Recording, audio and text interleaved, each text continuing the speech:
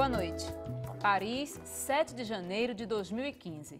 Um ataque terrorista à sede do jornal satírico Charlie Hebdo deixa 12 pessoas mortas.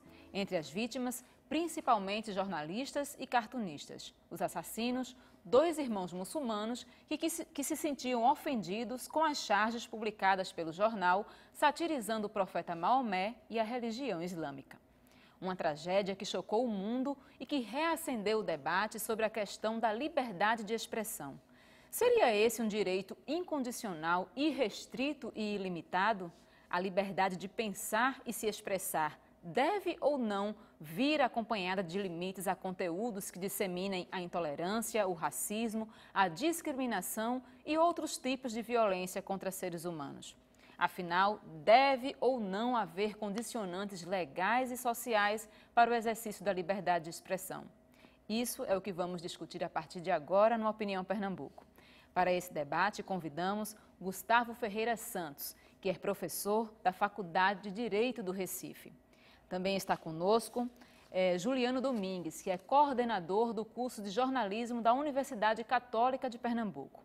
E completa o nosso debate Maria Eduarda da Mota Rocha, professora do programa de pós-graduação em Sociologia da UFPE. A gente lembra que você pode participar do programa enviando perguntas e comentários para o telefone 3423-6836, para o e-mail opiniãope@ufpe.br e para as nossas redes sociais pelo Twitter no @opiniãope e pela nossa página no Facebook.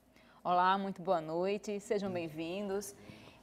Eu queria começar com uma pergunta que eu faço aos três. Eu queria ouvir a opinião dos três nesse caso. Vocês entendem o atentado que houve ao Charlie Hebdo como um atentado específico ao jornal e aos seus chargistas, cartunistas, ou um atentado à liberdade de expressão como um todo? Acho que o professor Gustavo pode começar. Eu acho que o elemento central aí é a liberdade de expressão. Eu acho que eles usavam a liberdade de expressão no extremo. Então também foi uma resposta extrema, né, à forma como eles se expressavam. Mas eu acho fundamentalmente que ali tem que ser tratado como um problema de proteção da liberdade de expressão. Foi um ataque à liberdade de expressão. Juliano. Eu acho que é possível dizer que se trata das duas coisas ao mesmo tempo. Quer dizer, o atentado ao jornal, àquela revista especificamente, foi um atentado àquele específico tipo de publicação que acaba ganhando uma dimensão muito mais ampla, né? Porque, na verdade, acaba ganhando uma dimensão simbólica ampla, uma vez que, no final das contas, pode ser interpretado como um ataque justamente a determinados valores e crenças com as quais o grupo que perpetrou o atentado não concorda. Então, seria, digamos, as duas coisas ao mesmo tempo. Maria Eduarda.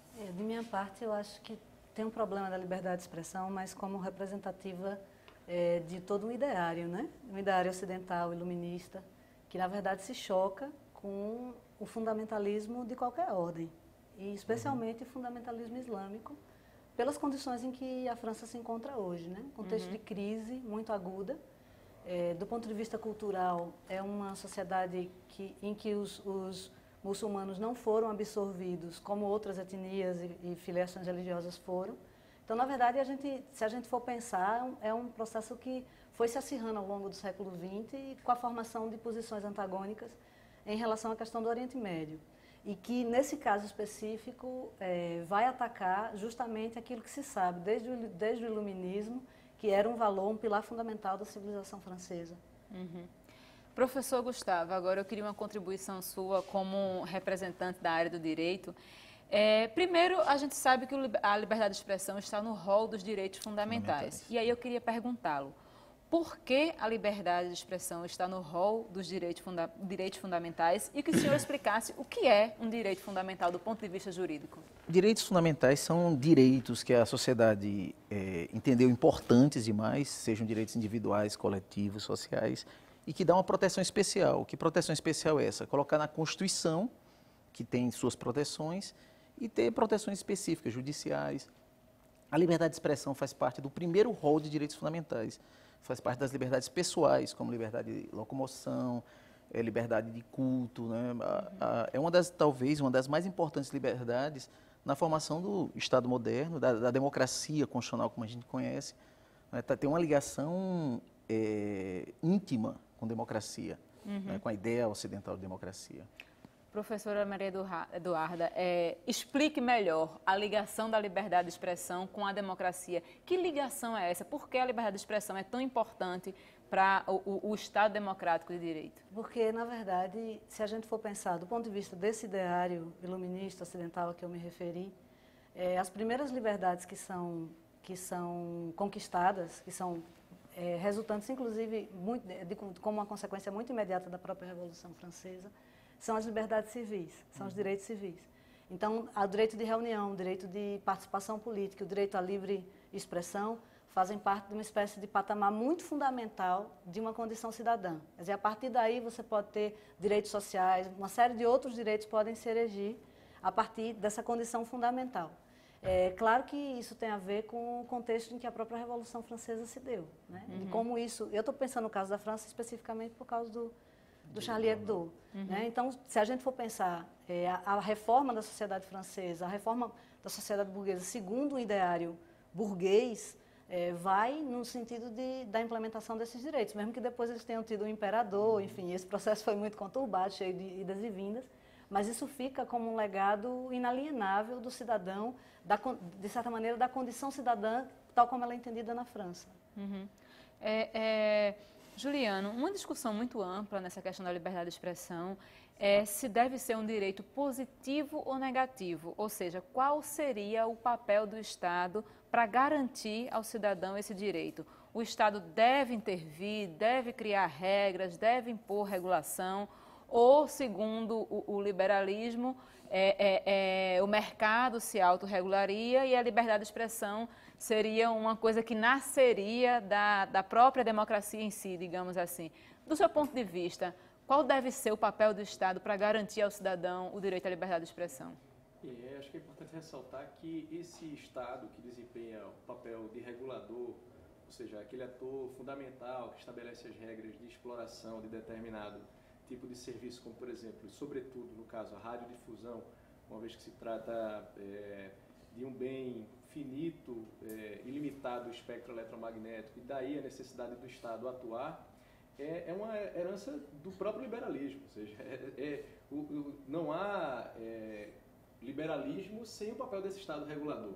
Então, não por acaso, os países que surgem e se desenvolvem a partir de princípios do liberalismo clássico, eles têm muito fortemente a presença desse Estado regulador, sobretudo como forma de impedir o que se chama o grande medo dos Estados liberais, que é a tirania de determinados grupos no exercício de determinados tipos de poder, no caso específico, o poder simbólico.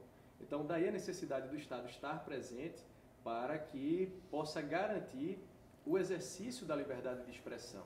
Quer dizer, a liberdade de expressão é um direito, mas para que ele seja garantido é preciso que haja, então, a presença do Estado para criar os mecanismos necessários para que esse direito seja exercido por todos os cidadãos, e não por determinados grupos específicos que possuem poder de pressão frente ao Estado e assim obtêm regulação favorável. Então esse é o grande desafio do Estado, e que em países de tradição liberal, esse desafio, ele na verdade é um desafio de outra natureza, já é um desafio bem distinto do nosso desafio aqui. Nós estamos ainda engatinhando nesse sentido, ou seja, se nós fôssemos tão liberais quanto alguns grupos sugerem que nós somos, já teríamos avançado bastante nesse caminho, quer dizer, dos estados como, por exemplo, como a gente verifica no Reino Unido, nos Estados Unidos, quer dizer, que são modelos que apresentam de maneira explícita uma preocupação com esse papel do Estado em regular e criar regras. No caso, a regulação seria justamente para garantir a liberdade de expressão e não para cercear. Essa inexistência de incompatibilidade entre pensamento liberal e regulação fica clara nos Estados Unidos. Nos Estados Unidos, a concepção majoritária sobre liberdade de expressão, que a Suprema Corte admite, é quase absoluta, né? Então, não é possível nos Estados Unidos impor restrições à liberdade de expressão. Tanto é que tem precedentes como o do Partido Nazista americano, enquanto na Europa os partidos nazistas, a Alemanha, por exemplo, você não pode constituir um partido nazista. Os Estados Unidos tem um partido nazista funcionando. faz suas manifestações, tem página na internet. E a Suprema Corte disse, não, isso é exercício da liberdade de expressão. A Ku Klux Klan, que também tem precedentes. Então, eles têm uma concepção quase absoluta de liberdade de expressão e eles têm uma atividade regulatória da comunicação, especialmente da radiodifusão, da internet, né? A Comissão Federal de Comunicação tem uma história desde o surgimento da radiodifusão, surgiu a comissão. Apesar disso, professor, o que a gente vê assim, na imprensa brasileira, na maior parte dela, é uma tentativa sempre de relacionar a liberdade de expressão à liberdade de empresa, às vezes até mascarada de liberdade de imprensa, que na verdade é a liberdade de eles não serem atingidos em seus negócios, não haver nenhum tipo de regulação financeira, para que os cartéis, eu não sei nem como que eu posso dizer, os conglomerados de comunicação atuem livremente. O que é que questões como essa de se esconder, por exemplo, em que países como Estados Unidos, como Londres ou como a Inglaterra, não há incompatibilidade entre ser liberal e haver regulação da mídia, que a regulação da mídia não é uma coisa nova, que não se está inventando a roda. Como é que isso atrasa o nosso debate? Como o Juliano disse, a gente está só engateando nesse debate. Como é que isso nos prende a uma coisa tão ainda, enfim, inicial nessa questão de discutir a liberdade de expressão? Acho que a professora Maria Eduarda poderia falar um pouquinho sobre isso. Eu estou aqui me coçando, porque, na verdade, tem uma palavra muito fora de moda que ajuda a gente a entender isso. É ideologia. É que em algum momento da história, lá pelos idos do século XIX, provavelmente na segunda metade do século XIX, essa ideia de liberdade, que tinha tido um potencial muito emancipatório nessas revoluções, acaba virando um instrumento de dominação de um grupo recém-constituído, recém-ascendido ao poder. Então, quando a gente pensar em liberalismo, a gente tem que distinguir o liberalismo nesse seu potencial radical de defesa das liberdades individuais, dos direitos fundamentais, etc., e do liberalismo como ideologia. Isso que circula no Brasil é o liberalismo como ideologia. Tem um cientista político chamado José Luiz Fiore, que vai discutir essa questão de ideologia no Brasil, vai dizer que no Brasil nenhum liberal, na verdade, nunca o foi seriamente. Porque todo grupo econômico no Brasil sempre buscou a proteção do Estado. É do modelo brasileiro essa relação promíscua entre Estado e capital privado que a gente está vendo eclodir agora nas mais variadas formas. Então, na verdade, o liberalismo no Brasil sempre foi, quando levado até as últimas consequências, sempre foi uma fachada. Porque nenhum grupo econômico gostaria, de fato, de atuar no mercado sem a proteção, sem os vieses que o Estado traz para garantir uma maior lucratividade. Então, na verdade, o que a gente tem que entender é que o liberalismo, tal como ele vai defender a não regulação por parte do Estado, ele está se constituindo numa ideologia. Ele está mascarando, ele tem um ponto cego fundamental, que é o fato de que a principal censura que a gente tem hoje aos meios de comunicação é econômica. Não é política, não é estatal, é econômica. Nessa questão, eu achei muito interessante, porque um cartunista lá do Charlie mesmo, do Charlie, fez um desenho há algum tempo satirizando o fato do filho do presidente da França ter se convertido ao judaísmo. E ele foi indiciado, processado por antissemitismo, foi obrigado pelo jornal a pedir desculpas, ele não quis fazer, foi demitido. E aí outra questão, a Folha de São Paulo foi satirizada por um blog, se eu não me engano, alguma coisa na internet que criaram, né, falando sobre as questões que a Folha inventava, ou, enfim, exagerava, chamado Falha de São Paulo. E esse grupo foi processado, a Justiça determinou que eles tirassem esse blog do ar, esse site do ar. E aí me vem a questão. A gente tem limites para a liberdade de expressão, dependendo de quem essa liberdade atinge? É isso que a gente vive hoje, porque quando atingiu o filho do presidente da França, a liberdade de expressão teve que ter limites. Quando atingiu um grande grupo econômico daqui, a justiça disse, não pode, sai do ar. Então, é mais ou menos isso que a gente vive hoje, uma liberdade de expressão meio limitada para alguns. Vocês acham isso? São contradições, né, de um discurso, né, de uma ideia de liberdade, mas eu acho que, meu ponto de vista é que o fundamental é criticar essas distorções, né? O caso, por exemplo, da Folha de São Paulo. A Folha vive, assim, em editoriais reclamando de qualquer iniciativa regulatória né, com discurso de liberdade de expressão quase absoluto e tal, e tomou a iniciativa de ir ao judiciário, passa a imagem de que porque foi o judiciário não é censura, é censura. O judiciário se constitui agora no Brasil em órgão censor. O Repórteres Sem Fronteira, no relatório, anualmente coloca o Brasil numa situação não muito animadora, basicamente por dois problemas. Um é assassinato de jornalistas, que aqui é comum, né? Blogueiros no interior, radialistas, todo ano são vários, né? E o outro é a censura judicial, é o judiciário sendo usado como instrumento para impedir publicação. Então, no caso da Folha de São Paulo, acho que foi isso, né? Uma contradição do discurso. Eu não diria nem que é algo recente, eu acho que é possível encontrar, né, evidências ao longo da história, né, desde que o mundo é mundo, de uma seletividade, quer dizer, as instituições elas vão atuar de maneira seletiva, então para determinados casos há determinados tipos de decisão, para outros casos outro tipo de decisão. Esses exemplos que você cita ilustram bem o distanciamento entre o mundo real e o mundo formal, o que está previsto na lei ou nos institutos formais e como eles são exercidos na prática. E aí acho que evidencia justamente, a partir de casos específicos como esse, um histórico de digamos assim, decisões seletivas que tendem a beneficiar determinados grupos, que são grupos dominantes, que exercem determinado tipo de poder naquela sociedade, naquele momento específico, e tendem a negligenciar outros grupos. Isso a gente vê diariamente, né, na nossa televisão. Né? Quem assiste programas na hora do almoço deve ter visto quem é que aparece tendo seus direitos violados, né, transmitido para o Estado inteiro, em concessão pública, e quando esses direitos, na verdade, são violados e aquele sujeito que teve seu direito violado pertence a determinado grupo, há digamos assim, um receio maior dentro das redações sobre como é que vamos abordar esse caso, identidades preservadas. Na verdade, não se revela o nome do sujeito, muito menos a foto, se é que vai virar matéria, porque, quer dizer, a matéria ainda pode ser abafada e ninguém fala sobre isso. Autocensura, né? Autocensura que as redações fazem. Como é que você vê essa questão, Maria Eduarda?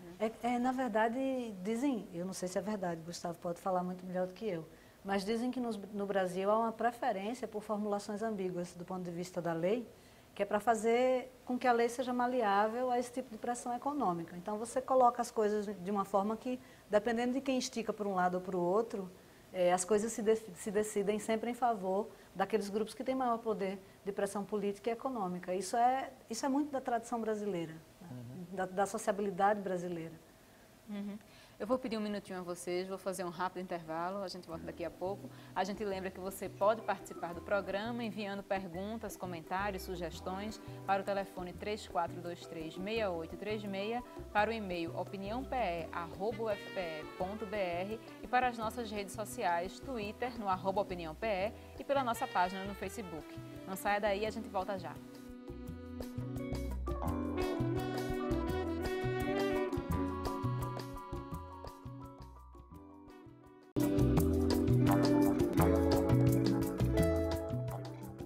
Pernambuco está de volta. Hoje discutimos o tema, o direito à liberdade de expressão.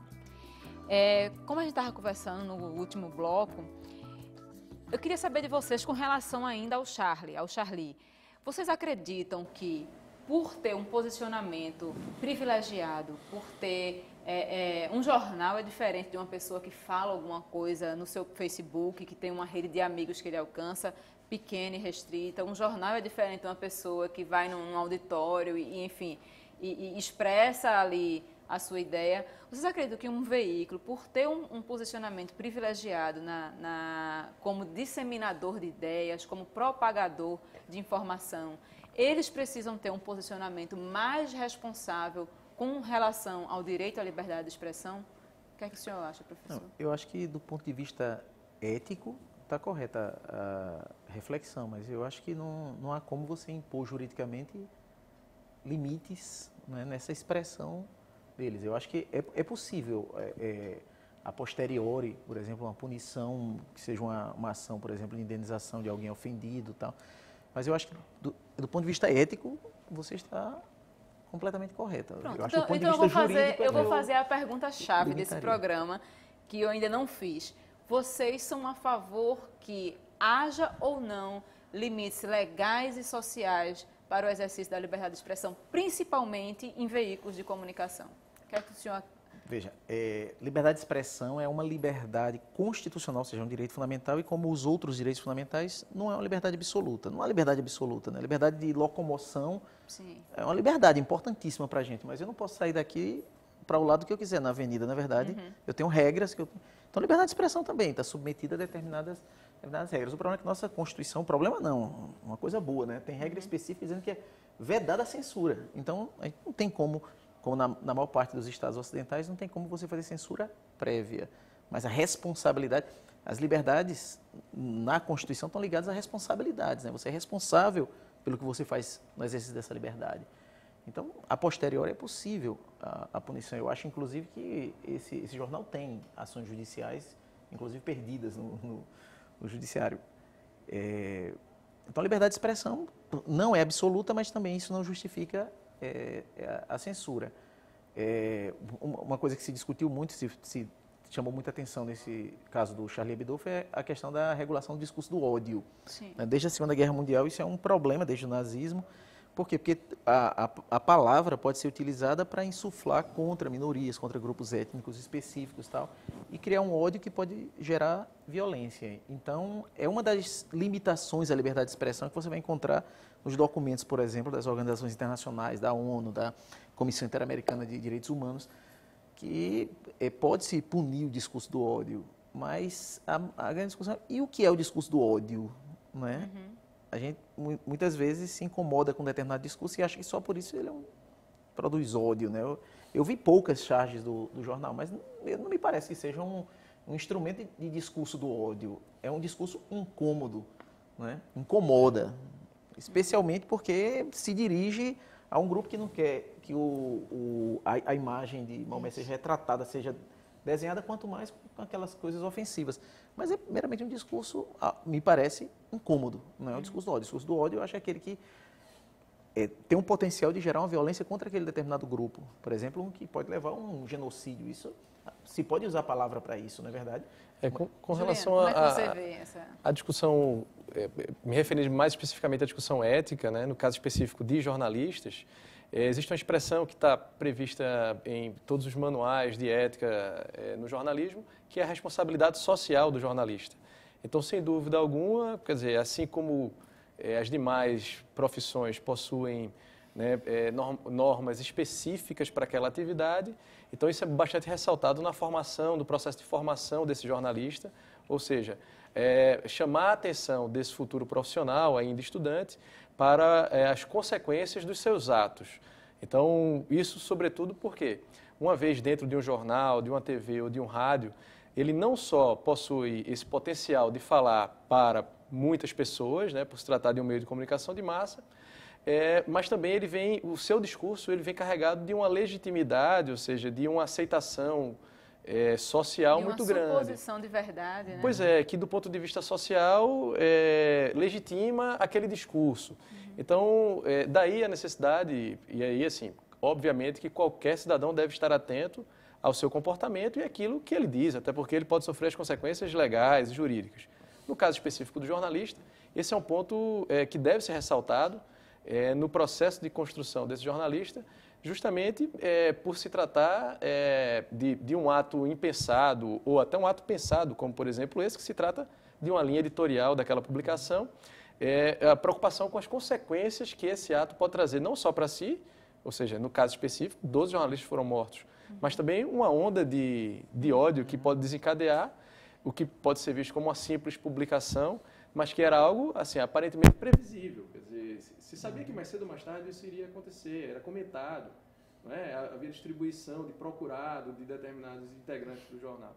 E olha que nem era um jornal de ampla circulação, muito pelo contrário, era um jornal de baixa tiragem, na verdade, que passava por dificuldades financeiras e que diante desse episódio se tornou um jornal de ampla circulação, pela primeira vez chegando a determinados países, como por exemplo o Brasil, podendo ser encontrado em livrarias. Então, no caso específico do jornalista, há sim uma preocupação maior, justamente por esse fator, por se tratar da sua atividade profissional. Então, a sua responsabilidade nesse ponto específico é maior se comparado a outras atividades profissionais. Eduardo. Eu me sinto contemplada com a resposta dos meus colegas, de maneira que eu acho que é importante levantar uma outra questão. que, na verdade, a liberdade de expressão, ela deve haver, eu concordo, devem haver instrumentos legais de punição a posteriori de qualquer postura irresponsável e antiética por parte de uma empresa de comunicação que tem uma responsabilidade adicional por alcançar um público maior. Agora, o que eu acho é que, na verdade, para que a gente fale que existe liberdade de expressão, liberdade de expressão é algo ainda um grande porvir no Brasil. É algo do qual a gente está muito, muito, muito distante. Porque, na verdade, o fundamental é que a gente tenha uma multiplicação das vozes. Sem essa multiplicação das vozes, o discurso de um veículo determinado pode fazer um estrago muito maior, porque não tem o contraditório. A gente perde o direito do contraditório. Eu posso citar um exemplo em que isso vai ficar muito claro para o telespectador. A gente viveu aqui em Recife um processo de luta em torno do cais José Estelita. O consórcio Novo Recife comprou um anúncio de 5 milhões de reais, um espaço de uma campanha publicitária na Globo de 5 milhões de reais e ganhou de graça, por conseguinte, uma cobertura jornalística amplamente favorável ao consórcio. De modo que, no dia em que houve a reintegração de posse, que as pessoas foram expulsas violentamente e arbitrariamente de um terreno cujo processo tem uma série de ilegalidades, enfim. Nesse dia, a matéria do NE1 mostrou 6 cavadores e 2 pás e a locução dizia: armas foram encontradas em poder dos manifestantes.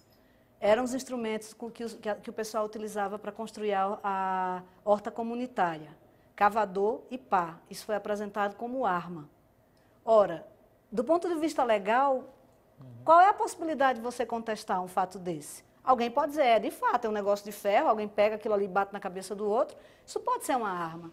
Então, eu acho que a saída não virá pela justiça tanto. É fundamental que a gente tenha proibição da propriedade cruzada, mas com instrumentos que tendam a pulverizar as vozes, a pegar os canais de radiodifusão e a distribuir para grupos de outras características, grupos que não sejam grandes grupos econômicos ligados a interesses do setor imobiliário, do setor financeiro, que são, na verdade, hoje no Brasil, verdadeiras máfias. Esse processo que a gente está vendo ser tratado agora na Petrobras é algo que qualquer brasileiro minimamente instruído sabe como é promíscua a relação entre o capital privado e o poder público. Então, se a gente não tiver essa multiplicações de vozes, o sentimento é de impotência. Liberdade de expressão continua sendo uma ideia muito longínqua. E não é porque a justiça não possa reprimir tal ou qual reportagem. É isso que eu queria perguntar, professor. Na sua opinião, hoje, no Brasil, e aí vamos fechar no Brasil, a justiça brasileira é suficiente e eficiente para garantir que esses limites, vamos assim dizer, sejam dados pela via jurídica posteriori? Não, acho que não. Eu acho que, em especial, em relação à radiodifusão, a necessidade de criação de estruturas regulatórias próprias. Eu acho que uma entidade administrativa para regular a radiodifusão é fundamental. Eu acho que o exemplo que ela deu é interessante, está falando de uma TV comercial, que é uma concessão pública. Né? Uma concessão pública, eu acho que tem uma responsabilidade maior do que, por exemplo, um jornal, um blog da internet, que qualquer um, em tese, pode chegar e publicar. Na verdade, eu posso colocar um jornal. Claro que ninguém vai ler meu jornal, não vou concorrer tão cedo com a Folha de São Paulo, mas eu posso. Agora, na TV eu não vou poder colocar, né? Então, é a responsabilidade maior e eu acho que a gente precisa de uma entidade regulatória. E eu acho que um aspecto que merece ser ressaltado, aproveitando o que a professora Maria Eduarda falou, é a associação muito clara e amplamente difundida, tanto do ponto de vista teórico quanto empírico, a associação entre diversidade de vozes e democracias consolidadas. Ninguém está falando aqui de um processo avesso à democracia, não. Pelo contrário, países de democracia consolidada, e nessa lista aparecem nomes como Noruega, Dinamarca, Finlândia, são países que têm regras claras, transparentes, relacionadas a processo de concessão, são países que possuem sistemas públicos de comunicação fortes, que estão aptos a exercer o melhor jornalismo, não por acaso. O caso da BBC é sempre citado como um modelo para o mundo. Então, eu acho que é importante ressaltar isso. Daí a ideia, aquilo que a gente falou no bloco anterior, estamos ainda engatinhando. Quer dizer, se fôssemos de fato liberais, né, como alguns pregam, estaríamos avançando nesse sentido. Porque países de democracia consolidada, de tradição liberal, avançaram já bastante nesse sentido. Então, diversidade de vozes está associada à democracia de qualidade, democracias consolidadas. Democracias pouco consolidadas, pouca diversidade de vozes. Não por acaso, isso é uma característica da América Latina de uma maneira ampla, assim. Isso não é uma característica só do Brasil, não. Então, se a gente chegar a países vizinhos, a gente vai observar casos bastante semelhantes. Maria Eduarda, só para a gente esclarecer para quem está nos escutando, nós somos jornalistas e o professor trabalha na área de direito, mas também está se informando frequentemente sobre essa questão da liberdade de expressão e sabe como é que funciona as vias econômicas, como funcionam as vias econômicas para essa questão especificamente com relação aos conglomerados de comunicação que a gente tem hoje aqui no Brasil. Só para esclarecer, eu acho que hoje a gente tem mais ou menos 9 famílias que dominam a maior parte das revistas, jornais, TVs, canais, enfim, abertos e fechados. E é esse cenário que a gente tem na comunicação hoje aqui. Na opinião de vocês, o brasileiro pode considerar que tem liberdade de expressão hoje? Na minha opinião, não. Por quê? Não, porque num caso como esse, que a gente viveu aqui, a gente se sentia completamente abafado. É um ambiente de comunicação aqui... Como esse, você fala o caso do Estelita. O caso do Estelita, aqui em Pernambuco, completamente claustrofóbico.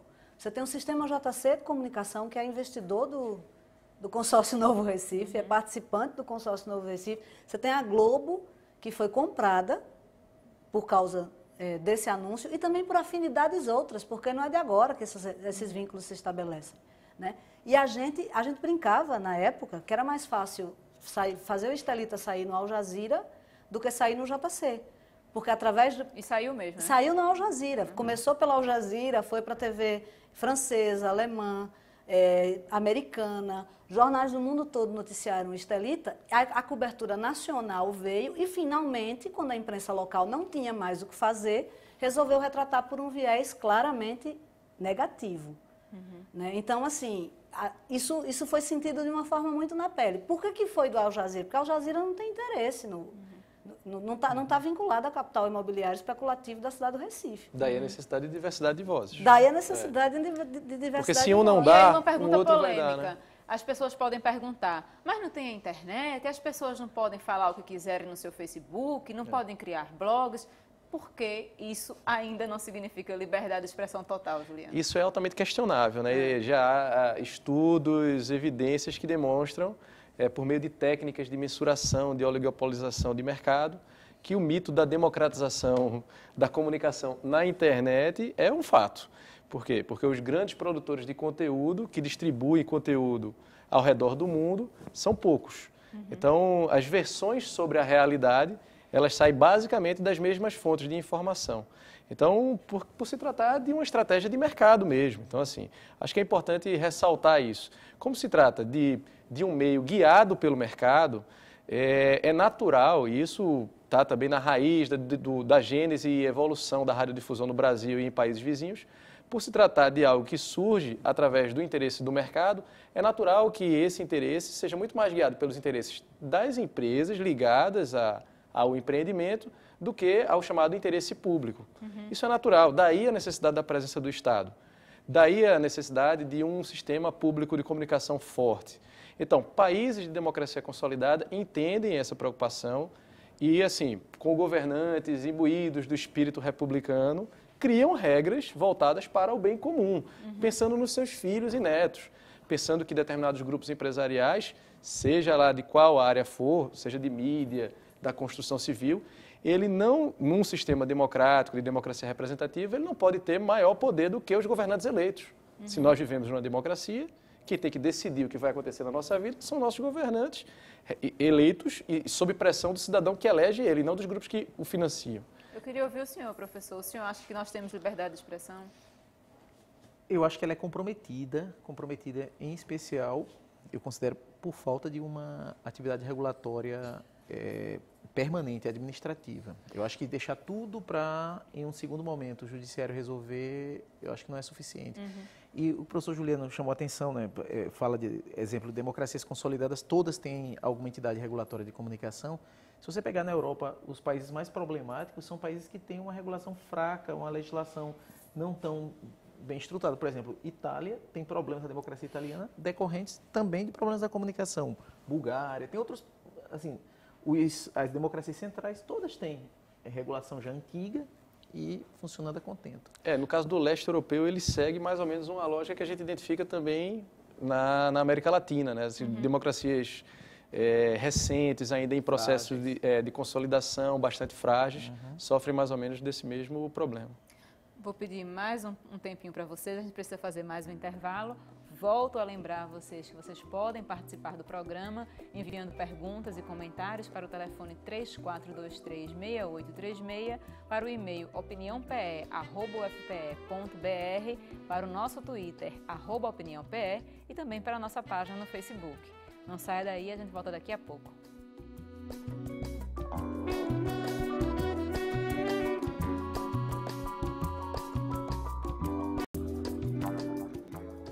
Estamos de volta com a Opinião Pernambuco. Hoje discutimos o tema do direito à liberdade de expressão. A gente lembra mais uma vez que você pode participar mandando perguntas e sugestões para o telefone 3423-6836, para o e-mail opiniãope@ufpe.br e para as nossas redes sociais, pelo Twitter e pelo Facebook. A capa do Charlie Hebdo diz que eles fazem um jornalismo irresponsável. E aí eu queria saber de vocês, diante do cenário do mundo atual, onde se prega a tolerância, onde se prega o respeito à dignidade da pessoa humana, ainda temos espaço para o chamado jornalismo irresponsável? O que é que vocês acham? Gustavo. Eu vou fazer de outra forma. Existe o direito de ofender, porque praticamente eles estão dizendo que eles têm o direito de ofender. Eu acho que, infelizmente, no conceito amplo de liberdade de expressão, sim. Eu acho que há espaço, eu acho, do ponto de vista, aquilo que eu disse, do ponto de vista ético é outra coisa, né? Eu vi algumas entrevistas, logo depois do atentado, assim, de muçulmanos europeus que condenavam o atentado e, ao mesmo tempo, eles criticavam o jornal. E eles diziam, não, eu acho que a resposta é a indiferença. Né? Eu acho que não consumir quando você não concorda com aquele tipo de humor, né? Porque é sátira, o que eles fazem é sátira. E a sátira, normalmente, ela é voltada a atacar coisas que para algumas pessoas são respeitáveis, né? Então, a religião é uma coisa, para algumas pessoas, tão importante que a sátira vai lá e tenta atingir. E aí, vou fazer outra pergunta, então, para criar polêmica. Se do ponto de vista da lei é possível e do ponto de vista ético não, é possível, em pleno século XXI, a gente viver separando lei da ética? Eu acho possível, eu acho possível. A conduta do jornalista, eu acho que é um bom momento para você diferenciar isso, né? Porque eu acho que você pode exigir essa responsabilidade social do ponto de vista ético. Mas eu acho que uma legislação que diga que se o jornalista agir de determinada forma, ele sei lá, terá algum tipo de punição mais forte, pode significar uma ofensa à liberdade de expressão. Então, hoje, essa discussão sobre liberdade de expressão, acho que cada vez mais... há dois grandes polos nesse debate. Um, que eu diria que era a posição que eu já falei da Suprema Corte Americana, de uma liberdade quase absoluta, e do outro lado, uma posição mais europeia, o Tribunal Constitucional Federal Alemão, que já admite um conjunto de limitações, como, por exemplo, proibir discursos nazistas, uso da suástica e tal. Eu acho que cada vez mais se tende a essa posição norte-americana. Né? Eu acho que Juliano conhece bem esse debate americano. Juliano, na sua opinião, a questão do jornalismo irresponsável. Veja, soa muito mais como uma estratégia de marketing, né? Isso é para vender revista. Então, assim, do ponto de vista normativo, certo? Se estivéssemos em uma sala de aula, provavelmente a recomendação seria, não é recomendável isso. Se a discussão é ética, não, é preciso levar a sério a atividade profissional. É preciso pensar nas consequências dessa irresponsabilidade. Agora, se espera também que, uma vez exercida, digamos assim, além da conta essa irresponsabilidade, uma vez a sátira se transformando em ofensa, porque sempre vai ser, por determinados grupos, entendida como ofensa. Sim. Sempre algum grupo vai entender como ofensivo, em maior ou menor medida. Espera-se que haja instituições né, mecanismos para coibir esse excesso e que esses mecanismos funcionem e que se meios, digamos, eu não gosto de dizer meios civilizados, porque mas assim, os meios formais, digamos assim, ou seja, que não se espere que uma vez ofendido eu saque uma pistola e atire no jornalista. Se espera que sim, busque o judiciário, se faça referências às normas que prevêem os limites a essa irresponsabilidade e que esse jornal seja punido. Se for o caso, leve o jornal à falência e aí ele fecha as portas e esse problema não vai existir mais naquela sociedade. E aí a questão ela é resolvida dessa maneira e não partindo para uma agressão física. Então, coisas que a gente vê bastante, isso não é só na França não, se a gente vier para o Brasil para os casos de agressão, né, e ressaltando que o Estado é um dos principais agressores, né, porque isso no mundo inteiro é o Estado quem agride mais o jornalista, a gente percebe uma falta de cultura política democrática, né, uma tendência ao autoritarismo, a resolver na base da força e não a recorrer às instituições cujo papel é justamente de mediação desse tipo de conflito. Jornalismo irresponsável versus discurso de ódio. Como é que você vê essa relação? É muito complicado, não é? Porque, na verdade, eu acho que a minha primeira dificuldade é me distanciar dessa própria posição moderna, porque, afinal de contas, nós somos um braço da civilização moderna e somos todos criados, formados dentro desse mesmo ideário. E o que é que a gente pensa? Que a modernidade, ela demanda, como de saída, a convivência entre visões de mundos diferentes. Diferentemente da Idade Média, onde isso era unificado sob a força de uma única religião, o catolicismo, é próprio da modernidade a convivência de pessoas que pensam diferente em questões que são muito essenciais. Né? São questões, o que é que eu estou fazendo aqui, qual o sentido da existência, quem é Deus, o que é que ele quis para mim, o que é certo, o que é errado, como as pessoas devem viver, etc. E nesse sentido, vivendo numa sociedade que também tem a sua liberdade de expressão ameaçada por um fundamentalismo religioso de outro tipo, que a gente está vendo crescer no Congresso, que tem barrado questões importantes, né, como o problema da homofobia, o direito ao aborto, etc.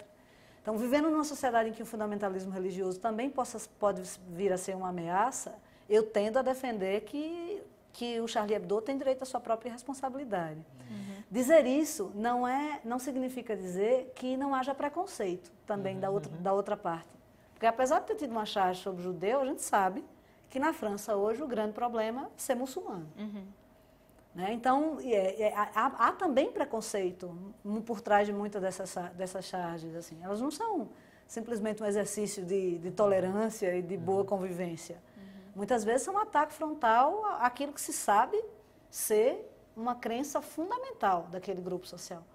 Mas a minha posição tende a ser que as pessoas, independentemente do quão feridas elas possam ficar por qualquer mensagem, isso não lhes dá o direito de ir lá exterminar quem quer que seja. Sim. Essa coisa de buscar os meios institucionais, isso do ponto de vista também moral, para o Ocidente moderno é um valor. Assim, alguém pode lhe ofender terrivelmente com palavras, e com palavras você deverá reagir. Quer dizer, crime justificado pela honra, felizmente, se eu não me engano, já não temos mais, né?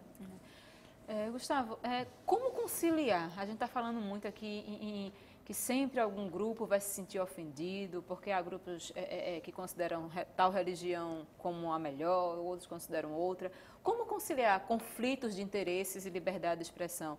Por exemplo, o direito à liberdade de expressão dos grupos fundamentalistas religiosos, que a Eduarda colocou, e o direito dos grupos defensores dos direitos dos homossexuais. Como conciliar esse conflito de interesses dentro da liberdade de expressão e dentro do Estado democrático? Veja, eu acho que a prática dos direitos fundamentais, ela constantemente está colocando problema de colisão entre direitos, colisão entre interesses. Isso é um desafio cotidiano do profissional do direito, né? Então, eu não acho que esse é um problema especial, é um problema que faz parte.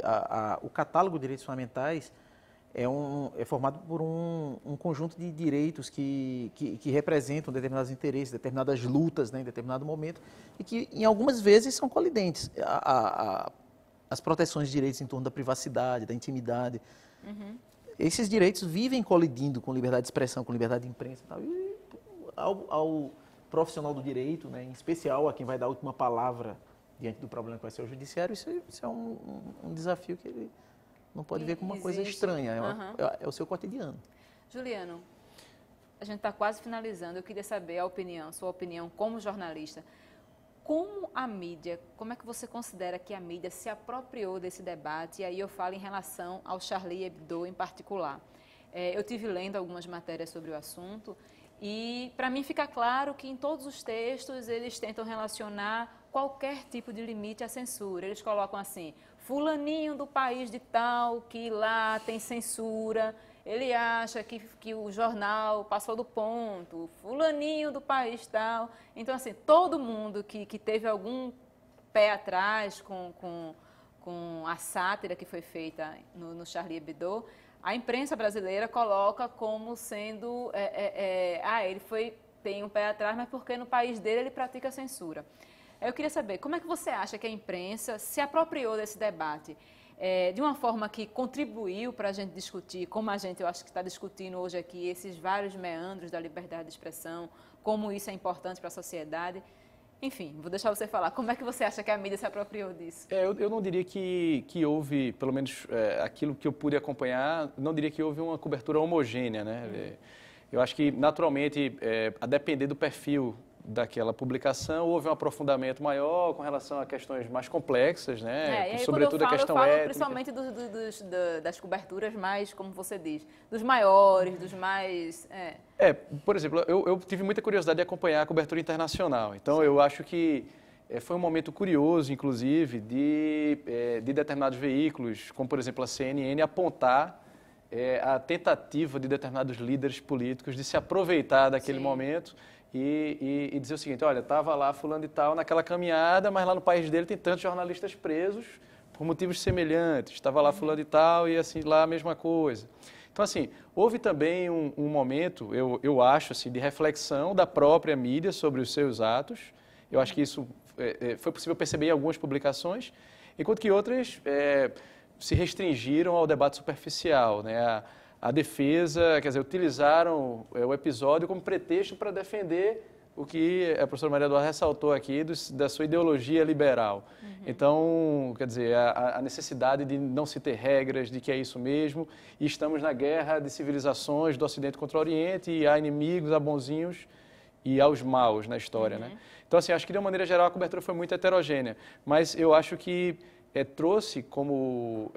digamos assim, fator positivo, um benefício, um momento de reflexão de alguns veículos sérios que trouxeram o debate à tona sobre esses limites e a necessidade de ser mais tolerante e de se praticar e de exercer o respeito a essa diversidade.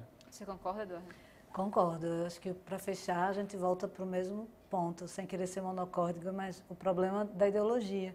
A ideologia pressupõe inversão, né? Então, significa dizer que muitas vezes o discurso da liberdade de expressão quer dizer o seu contrário. Quer dizer a manutenção de condições que eliminam a liberdade de expressão, que são um obstáculo à liberdade de expressão. E aqui houve também muita cobertura oportunista. Eu tive a mesma impressão que você teve. Uma cobertura muito oportunista, no sentido de tentar colar aquela defesa da liberdade de expressão no contexto parisiense, para cá, como se aqui fosse o mesmo tipo de ameaça que a gente enfrentasse. Fosse o mesmo cenário, a mesma... Muito importante fazer essa distinção. Por fim, para finalizar mesmo, eu li uma coisa que eu achei bem interessante, e aí eu queria colocar também para vocês concordarem ou discordarem. Agora eu não vou saber quem escreveu isso, mas que no contexto em que vivemos hoje, a moderação no exercício da liberdade de expressão seria um instrumento de regulação e pacificação das sociedades. E aí eu acho que esse texto falava de tolerância, da relação entre liberdade e tolerância ou alguma coisa assim. Professor, como é que o senhor vê isso? O senhor acredita que talvez não limites, mas uma moderação que talvez venha com senso ético, que talvez venha com o bom senso, seria útil a esse processo que a gente luta hoje por pacificar as sociedades? Eu concordo totalmente com a frase. Eu acho que a gente não pode impedir aquela expressão mais radicalizada, mas a gente precisa adotar uma moderação na fala, inclusive nos debates, porque só há debate, diálogo mesmo, se tiver um certo grau de moderação. Você vê na internet, muitas vezes, comentários sobre notícias, sobre opiniões violentos, né? Então, esses comentários, ao meu ver, não estão estabelecendo diálogo. A democracia precisa de um diálogo que pressupõe uma tolerância em relação à diferença. Então, eu concordo com a frase. Eu acho que essa moderação ela é fundamental, sobretudo no contexto em que a gente vive, né, de popularização das redes, das chamadas redes sociais digitais, em que um sujeito fala para muitos sujeitos, né? Do seu computador, ele não precisa mais necessariamente ir para um canal de televisão ou ter uma publicação. E aí, a partir do momento em que esse sujeito não adota essa postura mais moderada, de tolerância, ele sim contribui para a disseminação dessa intolerância e desse discurso de ódio. Então, não por acaso a gente verifica tantos discursos, né? Quer dizer, não por acaso os blogs possuem a figura do moderador para poder filtrar determinados discursos ali.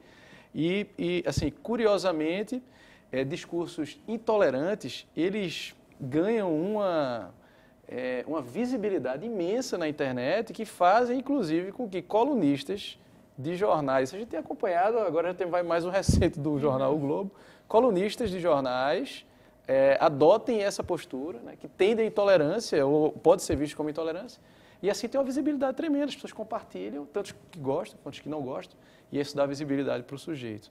Ou seja, é uma inversão, né, nesse sentido da ideia da moderação como um valor que realmente deveria ser levado a cabo. Eduardo. Pessoalmente eu concordo, eu acho que você não tem nada a ganhar, no caso do Charlie Hebdo, assim, tem muito pouco a ganhar em fazer certos ataques. Entretanto, se a gente vivesse num contexto de tolerância e de justiça, eu poderia transformar essa ideia num postulado universal. Mas como a gente vive num contexto de muita injustiça, de muita concentração da fala, eu acho que vale a frase do Rapa. Paz sem voz não é paz, é medo. Bom, eu acho que depois dessa a gente pode encerrar o programa. Queria agradecer a vocês pela participação, desejar uma boa noite para vocês. Queria agradecer a você que nos acompanhou até agora, também desejar uma boa noite e até o próximo programa.